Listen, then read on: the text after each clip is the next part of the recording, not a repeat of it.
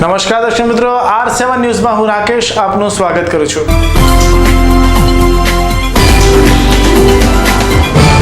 અને હવે સમાચાર વિગતવાર। સુરત મહાનગરપાલિકા દ્વારા શુક્રવારના રોજ કતારગામ ઝોનના અલગ અલગ વિસ્તારોમાં લોક ઉપયોગી 5 પ્રકલ્પોનું લોકાર્પણ વિધિનું આયોજન કરવામાં આવેલ હતું। શુક્રવારના રોજ સુરત મહાનગરપાલિકા દ્વારા કતારગામ ઝોન વિસ્તારમાં અલગ અલગ જગ્યાએ લોકાર્પણ વિધિનો કાર્યક્રમ રાખવામાં આવેલ। આ કાર્યક્રમમાં સુરત મેયર, ધારાસભ્યો, કોર્પોરેટરોએ હાજરી આપી કાર્યક્રમને સફળ બનાવેલ।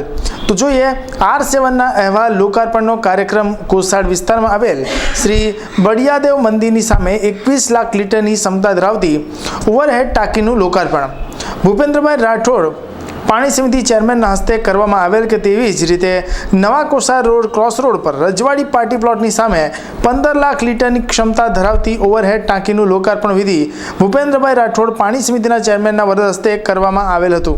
સુરત મહાનગરપાલિકા વિકાસની દિશામાં રણફાળ ભરીને આગળ વધી રહી છે, ત્યારે આજે નોર્થ ઝોન વિસ્તારમાં લોક ઉપયોગી 5 પ્રકલ્પોના લોકાર્પણ થઈ રહ્યા છે। તેમાં મુખ્યત્વે કોસાડ ખાતે 2 ઓવરહેડ પાણીની ટાંકી, 1 તળાવનું લોકાર્પણ, કતારગામની અંદર 1 ગાર્ડન અને 1 પ્રાથમિક શાળાનું લોકાર્પણ આજે સંપન્ન થવાનું છે।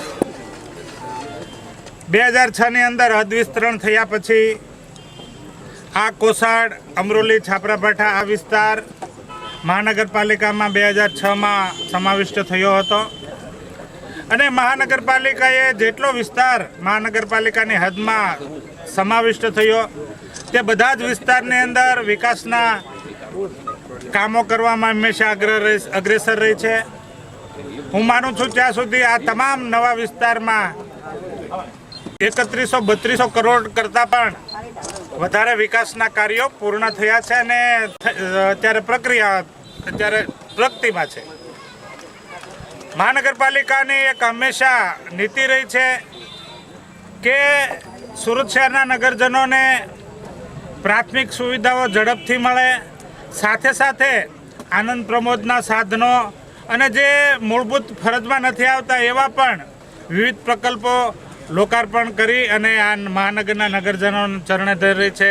નજીકના ભવિષ્યમાં હજી સિરીઝ ઓફ ઓપનિંગ થવાના છે, એમની મહાનગરપાલિકાએ તૈયારી કરી લીધી છે અને લોકો વધુમાં વધુ આ સુવિધાથી સંતોષ વ્યક્ત કરે, લોકોને પ્રાથમિક સુવિધા સાથે સાથે આનંદ પ્રમોદના પણ સાધનો પ્રકલ્પો મળી રહે એ હેતુથી મહાનગરપાલિકા આગળ વધે છે।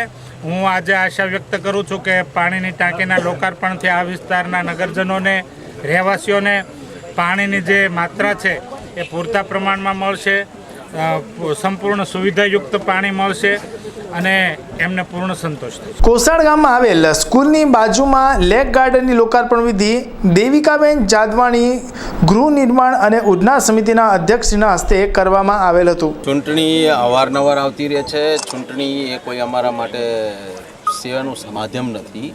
સેવા અમારે છેવાડાના વ્યક્તિલક્ષી અમારો વિકાસ પહોંચે તેવો અમારો એક પ્રયાસ રહ્યો છે અને છેવાડાના વ્યક્તિ સુધી રોડ, રસ્તા, પાણી, લાઇટ, ગટર અને એ સિવાય ઉપરાંત અનેકવિધ, ચાહે ઓડિટોરિયમના માધ્યમથી હોય, ચાહે કોમ્યુનિટીના માધ્યમથી હોય, ચાહે સ્વિમિંગ પુલના માધ્યમથી હોય, હેલ્થ ક્લબના માધ્યમથી હોય, હેલ્થ સેન્ટરના માધ્યમથી હોય, વિકાસના ફળ છેવાડાના વ્યક્તિ સુધી પહોંચે તે પ્રકારના કટિબદ્ધ રીતે અમે આગળ વધી રહ્યા છે, તે પ્રકારના નિર્ણય લઈ રહ્યા છે અને છેલ્લા બજેટમાં આપ સૌએ પણ જોયું હશે કે પ્રકારના કાર્યો અમે બજેટમાં લીધા છે અને નજીકના દિવસોમાં પ્રગતિમાં પણ છે અને છેક છેવાડાના વ્યક્તિ સુધી આ સફળતા, આ વિકાસના સફળતાના ફળો મળે તે પ્રકારના અમારો હેતુ છે ને તે પ્રકારે અમે આગળ। કતારગામ સિંગણપુર વિસ્તારની પ્રાથમિક શાળાનું લોકાર્પણ વિધિ વિનોદભાઈ મોરડિયા જાહેર બાંધકામ સમિતિના અધ્યક્ષશ્રીના વરદ હસ્તે કરવામાં આવેલ હતું અને કતારગામ ગોવિંદજી હોલ પાસે ગાર્ડનની લોકાર્પણ વિધિ દેવિકાબેન જાદવાણી ગૃહ નિર્માણ અને ઉડના સમિતિના અધ્યક્ષશ્રીના વરદ હસ્તે કરવામાં આવેલ હતું।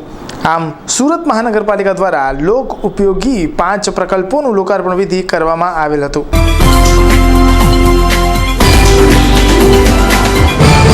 રિંગ રોડ સ્થિત પૂનમ ટેક્સટાઇલ માર્કેટનો ટ્રેડર્સ પલાયન કરી ગયો હોવાની વાતો માર્કેટમાં વહેતી થતા લેણદારોમાં ભાગદોડ મચી જવા પામી હતી. મુખ્યત્વે ડ્રેસ મટીરિયલ્સનો વેપાર કરતા વેપારીએ એક સપ્તાહથી દુકાન નહીં ખોલતા તે પલાયન કરી ગયો હોવાની વાતો વહેતી થઈ હતી. ટેક્સટાઇલ માર્કેટમાં ઉઠમણાના કિસ્સાઓ વધી રહ્યા છે. 1.5 મહિનામાં 1 ડઝન જેટલી વેપારી પેઢી રફુ ચક્કર થઈ જતા નાના મોટા વેપારીઓ દલાલ વિવર્સની 10 કરોડ ઉપરાંતની રકમ સલવાઈ ગઈ છે. ગુરુવારે વધુ એક ટ્રેડર્સ પલાયન થયો હોવાની વાતો વહેતી થતા ગભરાટ ફેલાયો. પૂનમ ટેક્સટાઇલ માર્કેટમાં ડ્રેસ મટીરિયલ્સના વેપારીએ સપ્તાહ આવેલા સમયથી દુકાન નહીં ખોલતા તેની સાથે વેપાર અર્થે સંકળાયેલા નાના મોટા વેપારીઓ વિવર્સ ભેગા થયા. રફુ ચક્કર થયેલા વેપારી પાસે લેણદારોની 1 કરોડ જેટલી રકમ ફસાઈ હોવાની ચર્ચા કરી રહી હતી. રિંગ રોડ પર આવેલી અન્ય માર્કેટોમાં 2 પેઢી કાચી પડી હોવાની વાતો પણ વહેતી થઈ હતી.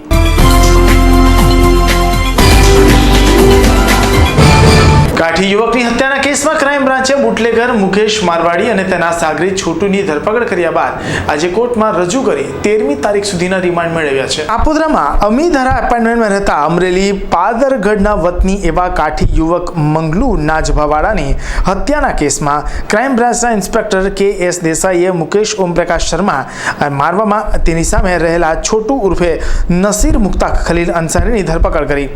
બંનેને સાંજે કોર્ટમાં રજૂ કરી ક્રાઇમ બ્રાન્ચે 13મી તારીખ સુધીના રિમાન્ડ મેળવ્યા છે. ક્રાઇમ બ્રાન્ચે આ બંને સામે પુરાવા એકત્ર કરવાની કવાયત શરૂ કરી. મુકેશ અને છોટુએ મંગલુને મારતા હોય એવા ફૂટેજ પોલીસને મળ્યા છે. સીસી કેમેરાના આ ફૂટેજ રાત્રિના અંધકારના કારણે ધૂંધળા હોય તેને સ્પષ્ટ કરવા માટે પોલીસ એક્સપર્ટની મદદ પણ લેશે. આ ફૂટેજમાં મુકેશ અને છોટુ મંગલુને આળસમાં ખેંચી જતા પણ જોવા મળે છે. ત્યારબાદની ઘટનાના ફૂટેજ નહીં હોવાથી ત્યાં શું થયું હતું તેની માહિતી મેળવવા ક્રાઇમ બ્રાન્ચ કવાયત કરી રહી છે.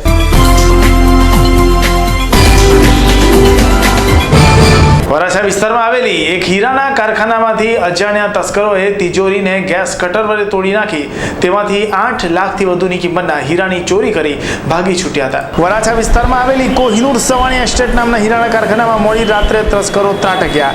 તસ્કરોએ કારખાનાનો મુખ્ય દરવાજાનું તાળું તોડી અંદર પ્રવેશ્યા. ઓફિસમાં મૂકેલી તિજોરીને ગેસ કટર વડે તોડી નાખી અંદર મૂકેલા 8 લાખથી વધુની કિંમતના હીરાની ચોરી કરી ભાગી છૂટ્યા. બીજે દિવસે સવારે આ બનાવની જાણ થતાં જ વરાછા પોલીસ મથકના પીઆઈ અને ઉપરી અધિકારીની ટીમ ઘટના સ્થળે દોડી આવી. હાલ પોલીસે હીરાના કારખાના તેમજ તેની આસપાસના વિસ્તારોમાં લાગેલા સીસીટીવી કેમેરાના ફૂટેજના આધારે વધુ તપાસ હાથ ધરી હતી.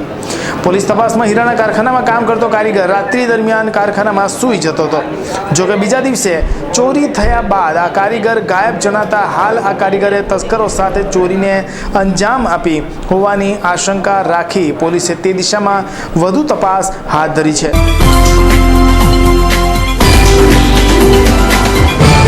સુરત જિલ્લા કલેક્ટરાલયમાં ડેપ્યુટી કલેક્ટર અને મામલતદાર કક્ષાના અધિકારીઓની તીવ્ર અછત પ્રવર્તી રહી છે. સુરત શહેર અને જિલ્લામાં ડેપ્યુટી કલેક્ટરની જે જગ્યાઓ હતી તેમાં જિલ્લાની વધેલી વસ્તીને ધ્યાનમાં રાખીને વહીવટ માટે ડેપ્યુટી કલેક્ટરની કુલ 19 જગ્યાઓ ઊભી કરવામાં આવી હતી. આ જગ્યાઓ તો સરકારે મંજૂર કરી, પરંતુ ડેપ્યુટી કલેક્ટર કક્ષાના અધિકારીઓની ફાળવણીમાં સરકાર દ્વારા સુરત જિલ્લાની ઉપેક્ષા કરતા 11 ડેપ્યુટી કલેક્ટરની જગ્યાઓ હાલમાં ખાલી પડી. બીજી તરફ લોકો સાથે દરરોજ જે અધિકારીને વધારે કામ પડે છે તેવા મામલતદાર કક્ષાના અધિકારીની નિમણૂક પણ ઘણા સમયથી કરવામાં આવી નથી. સુરત જિલ્લામાં મામલતદારની કુલ 23 જગ્યાઓ મંજૂર થયેલી છે, પરંતુ હાલમાં માત્ર 7 મામલતદારો ફરજ ઉપર હાજર છે. 16 મામલતદારોની જગ્યાઓ નિમણૂકના અભાવે ખાલી હોવાથી અન્ય મામલતદારોના માથે વધારાની જવાબદારી નિભાવવાનો વારો આવી રહ્યો છે.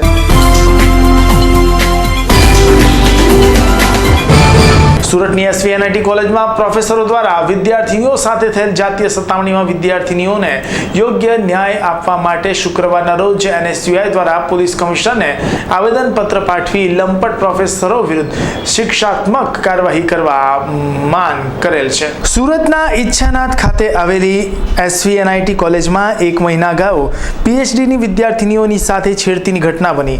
આ ઘટનાની તપાસ કમિટી રચાઈ હતી. તપાસ કમિટી દ્વારા છેડતી કરનાર કરનારા બંને અધ્યાપકો ડોક્ટર વિવેકાનંદ મિશ્રા અને ડોક્ટર રણજીત રોય વિરુદ્ધ આક્ષેપો પુરવાર થતાં પુણે ખાતે મળેલ બીઓજીની બેઠકમાં બંને પ્રોફેસરોને કાયમી ધોરણે ફરજ ઉપરથી બરખાસ્ત કરવાનો નિર્ણય લેવામાં આવેલ હતો. SVNITની અંદર જે સેક્સ્યુઅલ હેરેસમેન્ટનો અત્યારે કેસ ચાલી રહ્યો છે એમાં જ્યારે એ લોકોને બંને પ્રોફેસરો જે દોષી પુરવાર થયા હતા એમને પુણે ખાતેની બીઓજીની બેઠકની અંદર એ લોકોને પરમેનન્ટ પ્રમાણે બરખાસ્ત એમની ફરજ પરથી બરખાસ્ત કરી દેવા માટે ઓર્ડર આપવામાં આવ્યો હતો. એ ઓર્ડરની ઉપર એ લોકોએ હાઈકોર્ટની અંદર પિટિશન દાખલ કરી હતી જેની 27 તારીખની હિયરિંગ દરમિયાન આશ્ચર્યચકિત રીતે કોલેજના ડાયરેક્ટર રજિસ્ટ્રાર સાહેબ કે કોઈ પણ અધિકૃત વ્યક્તિ ત્યાં હાજર રહ્યા નહોતા, જેને કારણે હાઈકોર્ટ દ્વારા એમના બરખાસ્ત કરવાના ઓર્ડર ઉપર સ્ટે આપી દેવામાં આવ્યો, જે કોલેજ તંત્રની ખૂબ જ ગંભીર બેદરકારી આપણે ગણી શકીએ છીએ. તેમજ જ્યારે હાથ વેતમાં હતો એ લોકો દોષિત પુરવાર થઈ ગયા હતા ત્યારે પણ એમના દ્વારા મતલબ જાણી જોઈને એમને બચાવવા ખાતર જ્યારે એમના લોયરને હાજર રાખવામાં ના આવ્યો હોય ત્યારે એવું અમને લાગી રહ્યું છે. અને કેમ્પસના કોઈ પણ છોકરાઓ અત્યારે વહીવટીતંત્ર ઉપર વિશ્વાસ મૂકવા તૈયાર નથી, ત્યારે અમે પોલીસ કમિશનર સાહેબને એ વિનંતી કરવા આવ્યા છીએ અને આવેદનપત્ર આપવા આવ્યા છીએ કે જ્યારે FRIR સંદર્ભે જ્યારે એમની ઉપર ચાર્જશીટ ફાઇલ કરવામાં આવી રહી છે ભવિષ્યમાં, ત્યારે એ ચાર્જશીટમાં કોઈ પણ પ્રકારની બાંધછોડ કરવામાં ના આવે અને કડકમાં કડક કાર્યવાહી કરીને એમની ઉપર કડક પગલાં લેવામાં આવે અને વિદ્યાર્થીઓને ન્યાય અપાવવામાં આવે એવી માંગણી હશે. ટર્મિનેટ કર્યા બાદ બંને અધ્યાપકોએ અમદાવાદ હાઈકોર્ટ ખાતે સ્ટે ઓર્ડર માટે અપીલ કરી હતી. તારીખ 27 માર્ચના રોજ કેસની સુનાવણી થવાની હતી, જેમાં આશ્ચર્યજનક રીતે કોલેજના ડાયરેક્ટર, રજિસ્ટ્રાર, વકીલ કે અન્ય કોઈ પણ અધિકૃત વ્યક્તિ હાજર રહેલ નહોતો, જેના પરિણામે ગુજરાત હાઈકોર્ટે બંને અધ્યાપકોના ટર્મિનેશન પર મનાઈ પાઠવી હોવાનું જાણવા મળ્યું. ખૂબ જ ગંભીર તેમજ બેદરકારીપૂર્વકની ઘટના છે, જેનો સુરત શહેર NSUI ઉગ્ર વિરોધ કરે છે.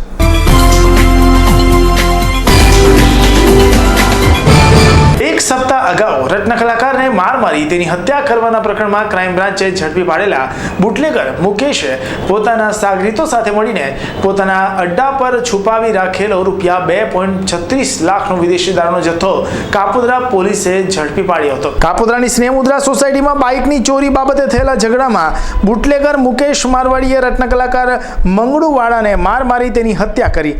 બુધવારે નાટ્યાત્મક રીતે હત્યારા મુકેશ મારવાડી અને તેના સાગરીત છોટુને ક્રાઇમ બ્રાન્ચે ઝડપી પાડ્યા બાદ ગુરુવારે કાપોદ્રા પોલીસને અક્ષર ડાયમંડ એપાર્ટમેન્ટ નીચે શાક માર્કેટમાં જ્યાં બુટલેગર મુકેશનો અડ્ડો ચાલે છે ત્યાં ઓટલાની નીચે બનાવેલા ભોયરામાં મુકેશ અને તેના સાગરીતોએ દારૂનો જથ્થો છુપાવ્યો હોવાની બાતમી મળી.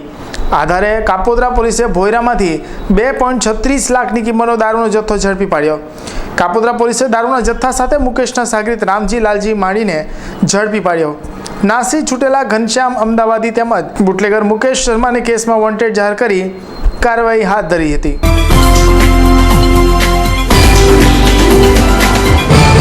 રોજબરોજ બનતા છેતરપિંડીના બનાવમાં વધુ એક બનાવ બેંક ઓફ બરોડામાં ખાતું ધરાવતા શ્યામધરના એકાઉન્ટમાંથી 48,000ની રકમ ઉપાડી છેતરપિંડી કરતા પોલીસે વધુ તપાસ હાથ ધરી છે. પાંડેસરાની લાલજીનગર સોસાયટીમાં રહેતા શ્યામઘર બિંદેના મોબાઈલ પર એક ફોન આવેલ ઈસમે જણાવેલ કે હું બેંક ઓફ બરોડાના મેનેજર બોલું છું, તમારા ખાતામાં થોડું કનેક્શન કરવાનું હોવાથી તમારું ATM કાર્ડ ચાલુ રાખવું હોય તો તમારા ATM કાર્ડ પિન નંબર જણાવો તેમ કહી શ્યામઘરને વાતચીતમાં લઈ વિશ્વાસ કેળવી તેમના ATMનો પિન નંબર જાણી ઈસમે શ્યામઘરના એકાઉન્ટમાંથી રૂપિયા 48,000થી વધુની રકમ ઉપાડી લેતા શ્યામઘરે ખટોદરા પોલીસ મથકમાં પોતાની છેતરપિંડીની ફરિયાદ નોંધાઈ છે.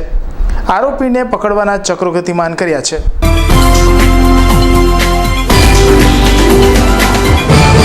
ગુરુવારના રોજ સુરત મહાનગરપાલિકા ખાતે પાણી સમિતિની બેઠક રાખવામાં આવેલ કે જેમાં 49 કામો રજૂ કરવામાં આવેલ હતા અને તમામ કામોનો ખર્ચ 7,45 લાખનો અંદાજ સાથે તમામ કામોને મંજૂરી આપવામાં આવેલ હતી. આજ રોજ સુરત મહાનગરપાલિકાના પાણી સમિતિના ચેરમેન તરીકે આજની મિટિંગના એજન્ડા પર ટોટલ 49 કામો હતા, જે પૈકી રૂપિયા ટોટલ કામો 7,45 લાખના અંદાજના કામો મંજૂર કરવામાં આવ્યા છે.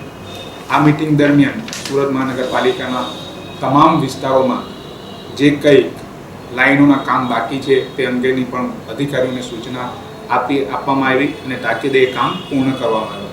બજેટ હેડમાં જે રીતે દર્શાવવામાં આવ્યું છે કે ગંદા પાણીનો જ્યાં કોઈ બી ફરિયાદ આવે તે ફરિયાદનું તાત્કાલિક નિરાકરણ માટે મોબાઈલ વાનની એક વ્યવસ્થાની જોગવાઈ બજેટમાં કરવામાં આવેલી હતી. તે અંગે પણ આજે મિટિંગમાં તમામ લાગતા અધિકારીઓને જાણ કરવામાં આવી છે કે આ સુવિધા તાત્કાલિક ધોરણે અમલ કરવામાં આવે, જેથી કરીને જ્યાં કોઈ આખા સુરત શહેરના કોઈ પણ વિસ્તારની અંદર ગંદા પાણીની ફરિયાદ આવે તો આ મોબાઈલ વાન દ્વારા ત્યાં જઈ અને સેમ્પલ લઈ અને તુરંત એ ગંદા પાણીની ફરિયાદનો નિકાલ કરવામાં આવે. તદુપરાંત સુરત મહાનગરપાલિકાના નવા વિસ્તાર પૈકી સીમારા સરથાણા વિસ્તારમાં 24/7ની યોજના લાગુ કરવાની છે, તે અંગે પણ એ વિસ્તારમાં ઝડપથી પાણીના નેટવર્કના કામગીરી પૂર્ણ કરવામાં આવે એ સૂચના સાથે આજની મિટિંગ પૂર્ણ કરવામાં આવી.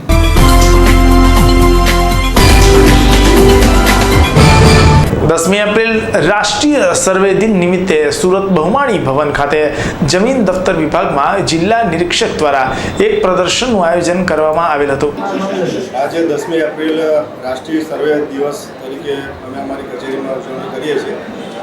10મી એપ્રિલ રાષ્ટ્રીય સર્વે દિવસ એટલા માટે કે 1802ની સાલમાં સર કર્નલ વિલિયમ આ ટર્મિનોલોજીની શરૂઆત સર્વેની 10મી એપ્રિલના રોજ 1802ના રોજ કરેલી હતી. એટલા માટે રાષ્ટ્રીય સર્વે દિનની ઉજવણી આપણે 10મી એપ્રિલના રોજ કરીએ છીએ. આમ આ કાર્યક્રમનો મુખ્ય હેતુ એ છે કે જે લોકો છે, ખાસ કરીને જે ખેડૂતો છે અને આને આનુષંગિક કે જે મહેસૂલી રેકોર્ડ તૈયાર થાય છે સર્વેને પછીનું, તો લોકોમાં એની જાણકારી નથી હોતી અને આ ડિપાર્ટમેન્ટની જાણકારી ઉપરાંતમાં જે સર્વેના સાધનો છે એ દરેક વસ્તુની જાણકારી લોકોને મળે, લોકો રેકોર્ડથી પરિચિત થાય, એટલા માટે આ દિનની ઉજવણી કરવામાં આવે છે. અમે આઈઆઈટી અને વિવિધ કચેરીઓ અને ખેડૂતોને પણ આમંત્રણ આપેલું છે અને દરેક લોકો આ પ્રદર્શનનો લાભ લે અને લોકોમાં બહોળો પ્રચાર થાય એવી ઈચ્છા છે અમારી, અને એટલા માટે જ આજે કલેક્ટર સાહેબની હાજરીમાં આ પ્રદર્શન ખુલ્લું મૂકવામાં આવ્યું છે.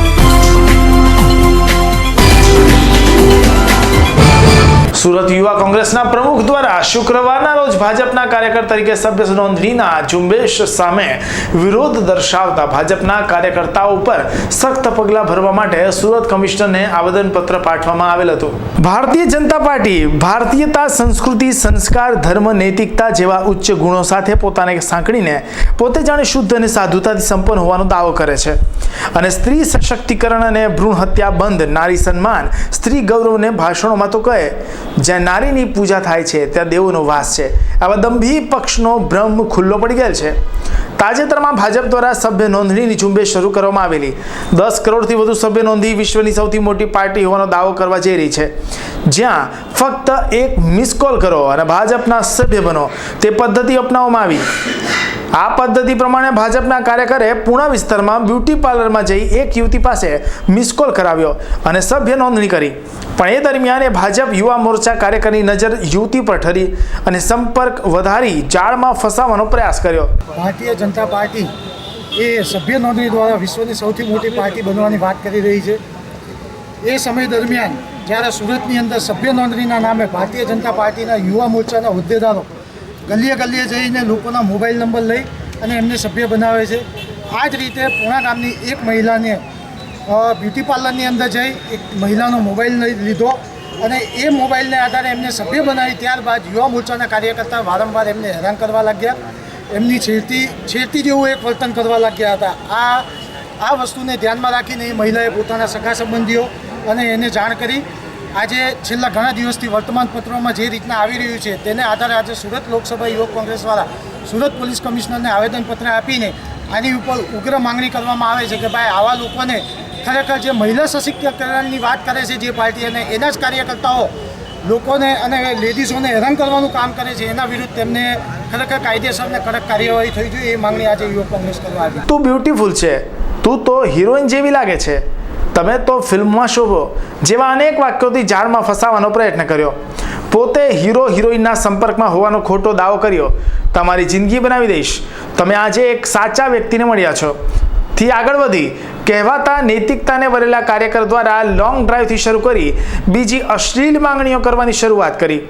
ભાજપ કાર્યકર તો સંસ્કારી ન નીકળ્યો, પરંતુ યુવતી ખરેખર એક ભારતીય નારી અને સંસ્કારી સાબિત થઈ અને આ કાર્યકર્તાની જાળમાં ન આવતા સંબંધિત વ્યક્તિઓને જાણ કરી અને પોતાની ઉપર વીતેલા વિતક કથાનો પર્દાફાશ કર્યો. પ્રકરણ તો ખૂબ ચગ્યું, પરંતુ હર હંમેશ ખોટા કામો કરનારને છાવરનાર ભારતીય જનતા પાર્ટીના નેતાઓએ આ કૌભાંડનો ઢાંક પીછોડો કરવાનો પૂરતો પ્રયત્ન કર્યો. હવે આ ભાજપને ધાર્મિકતા, સંસ્કાર, નીતિમત્તા, સ્ત્રી દાક્ષણિકતાનો વાતો કરે છે, જ્યારે એના કાર્યકરની હરકત ખરેખર દુઃખદ અને શરમજનક છે. અને અમારા યુથ કોંગ્રેસના સાથી મિત્રો મળીને આજે અમે સુરત પોલીસ કમિશનરને આવેદનપત્ર આપવાના છીએ.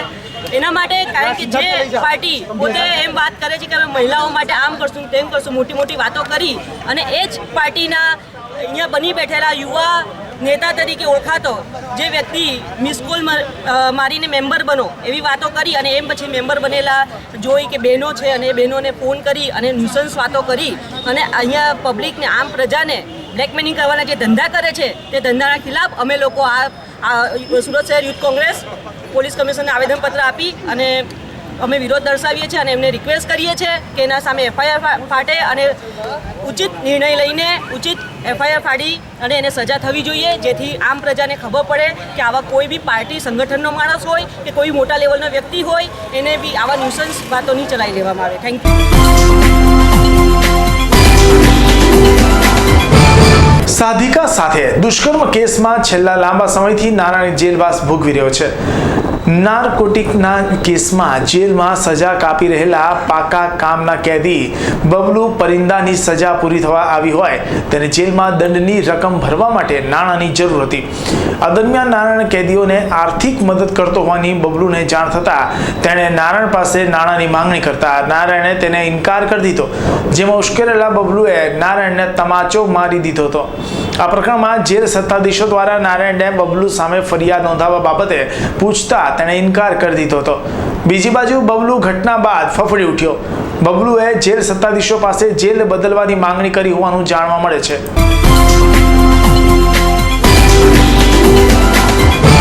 મહાનગરપાલિકામાં ગુરુવારના રોજ રાખવામાં સ્થાયી સમિતિમાં 32 કામો રજૂ કરવામાં આવ્યા હતા, જેમાંથી 31 કામો મંજૂર કરવામાં આવ્યા, જેમાંથી એક કામ રાજ્ય સરકાર સ્પોર્ટ્સ ઓથોરિટીના સ્વિમિંગ પુલ કોચ તરીકે ટ્રેનરનું કામ મુલતવી રાખવામાં આવેલ. મહાનગરપાલિકાની આજની સ્થાયી સમિતિમાં લગભગ 32 કામ હતા. આ કામમાં એક કામ મુલતવી રાખવામાં આવ્યું છે, બાકી 31 કામ મંજૂર કરવામાં આવ્યા છે.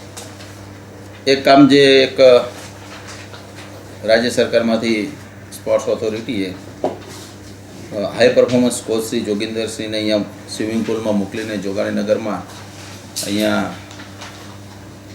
બાળકોને ટ્રેનિંગ આપવા માટેનો કાર્યક્રમ હતો, પણ બહુ સ્પષ્ટતા નહીં હતી. એને આપણે આપણા ખર્ચે આપવાના, આપણે કઈ પે આપવાનો, આપણે બાળકોને એ કેવી રીતે રાખશે, બાળકો પાસેથી ફીસ લેશે કે નહીં લે, કેટલાક કલાક દરમિયાન એ કરશે, ત્યારે બીજા જે અત્યારે નેશનલાઇઝ છોકરાઓને બીજા લોકો કોચ આપી રહ્યા છે એની સાથે જોડાશે. અત્યારે રનિંગમાં જે આપણી બેચ ચાલી રહી છે સવારના 8 થી 9માં એની 4 લાઈન પણ એણે માગેલી હતી. એટલે આ બધા નાના મોટા કોઈ ઇસ્યુ હતા, એ થોડી સ્પષ્ટતા થાય. એટલે ગઈકાલે જ મેં અધિકારી સાથે સમજવા માટે વાત કરેલી, તો એમને આજે જ એ પત્ર સ્પોર્ટ્સ ઓથોરિટીમાં લખ્યો છે કે આ બધી સ્પષ્ટતા સાથે જ એટલે આ કામ મુલતવી રાખ્યું છે. એ થોડી સ્પષ્ટતા થશે પછી આપણે એ કામ આપવા લઈશું. બાકી રહ્યું દરેક ડિપાર્ટમેન્ટને સુરત મહાનગરપાલિકાની આ સ્થાયી સમિતિમાં ભૂતકાળમાં જે કંઈ કરેલી કામગીરી એટલે બજેટ વપરાયું હોય અને આવનારા વર્ષમાં જે કંઈ બજેટમાં અમે જોગવાઈ કરીશ, બજેટ મૂક્યું છે, એ બાબતો પર પ્રકાશ પાડવા માટે દર વખતે એક ડિપાર્ટમેન્ટના હેડ ડિપાર્ટમેન્ટના અધિકારીઓને બોલાવીએ છીએ અને એનું સંકલન કરીએ છીએ. અને એ રીતે આ વખતે BRTSના અધિકારીઓને બોલાવવામાં આવ્યા હતા. BRTSનો ફેઝ 1નો રૂટ એક રૂટ ચાલુ છે અને ફેઝ 1નો બીજો રૂટ જે 20 કિલોમીટરનો રૂટ છે એ વાય જંકશનથી લઈને સરથાણા સુધીનો 20 કિલોમીટરનો રૂટ 20 તારીખે એનું લગભગ ઉદ્ઘાટન કરવાનું માન્ય મુખ્યમંત્રીશ્રીના હસ્તે ઉદ્ઘાટન થયું છે અને એ રૂટ અમે ખુલ્લો મૂકીએ છીએ. ફેઝ 2માં લગભગ 42 કિલોમીટર છે અને 8 રૂટ છે અલગ અલગ. એ અડાજણ પાટિયાથી જહાંગીરપુરા હોય, અડાજણ પાટિયાથી લઈને પાલ હોય, ONGCથી ઉમરા હોય, કતારગામ દરવાજેથી લઈને કોસાડ હોય, ઉધણાનો એક રૂટ છે. એટલે એવા 8 રૂટ પર કોરિડોર તો ચાલુ જ છે, પરંતુ બસ સ્ટેન્ડના ટેન્ડર હજી આવ્યા છે અને બસ સ્ટેન્ડના ટેન્ડર TSCમાં આવે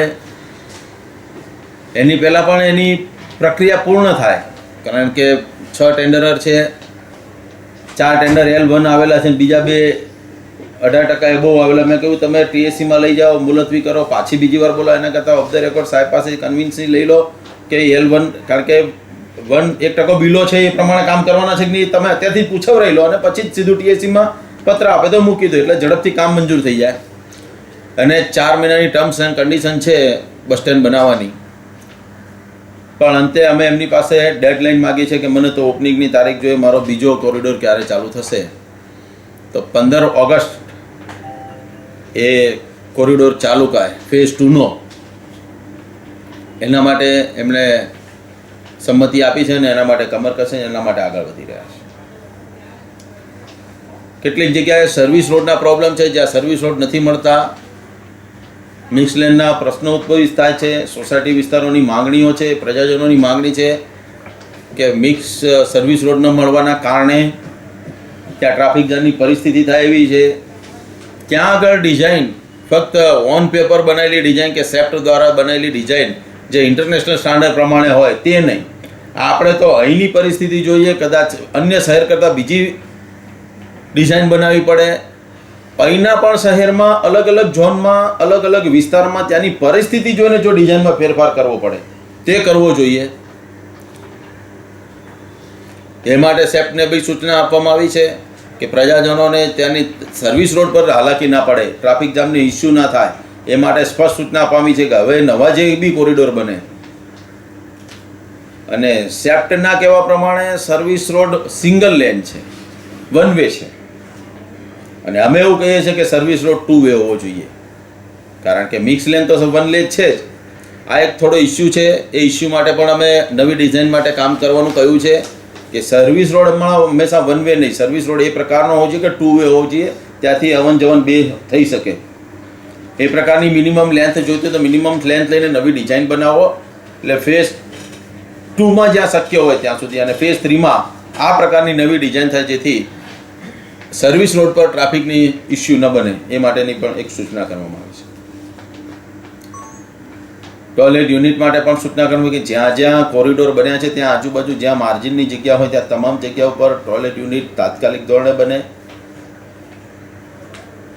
ગુજરાત ગેસ બ્યુટિફિકેશન માટે BRTS પહેલાં બ્રિજવાળા બનાવતા હતા, પછી BRTSને સોંપ્યું છે. BRTSમાં તેમણે કહ્યું છે કે ટેન્ડર બહાર પાડીએ છીએ અને એનો અપલોડ કરી દઈશું, એટલે નજીકના દિવસમાં એ કામ શરૂ થશે જે BRTS દ્વારા કરવામાં આવે છે.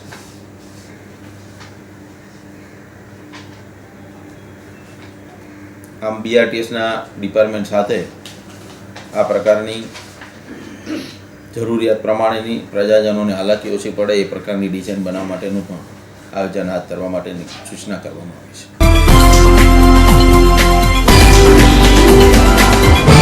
તો દર્શક મિત્રો, આ હતા અત્યાર સુધીના સમાચાર. ફરી નવા સમાચાર સાથે મળીશું, ત્યાં સુધી રજા આપશો. નમસ્કાર.